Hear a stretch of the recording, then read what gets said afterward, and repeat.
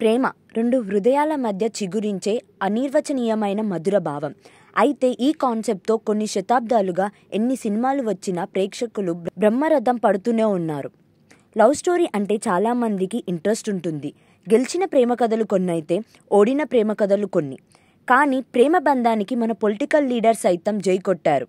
తెలంగాణ కాంగ్రెస్లో లీడర్లు తమకు నచ్చిన వారిని ప్రేమించి ఉన్నత స్థానాలలో ఉన్నారు. ఇలాంటివే కొన్ని ఇప్పుడు మనం తెలుసుకుందాం.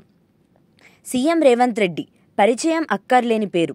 10 ఏళ్ల పాలనపై అలుపెరుగని పోరాటం చేసి ముఖ్యమంత్రిగా ఇటీవల బాధ్యత చేపట్టారు.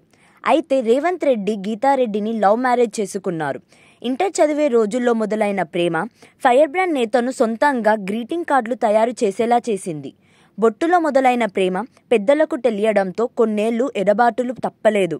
అయితే రేవంత్ రెడ్డి నేరుగా గీతారెడ్డి తరపు పెద్దలతో మాట్లాడి తన ప్రేమను గెలిపించుకొని 1992లో ఇద్దరు పెళ్లి చేసుకున్నారు.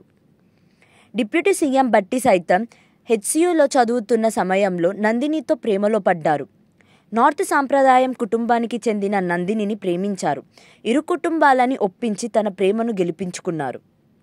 ఎండోమెంట్ మినిస్టర్ కొండా సురేఖ, మురళీధర్ రావులది సైతం లవ్ మ్యారేజ్ కావడం విశేషం. వరంగల్ ఎల్బీ కాలేజ్లో బీకాం స్టడీ చేస్తున్న రోజుల్లో మురళి సురేఖలకు పరిచయం ఏర్పడింది. ఇది కాస్త ప్రేమగా మారి 1987లో సురేఖను తిరుపతిలో ప్రేమ పెళ్లి చేసుకున్నారు. Health minister Damodar Rajanarasimha engineering study చేస్తున్న టైంలో నిజామాబాద్లో ఓ ఫ్రెండ్ పెళ్లికి వెళ్లారు.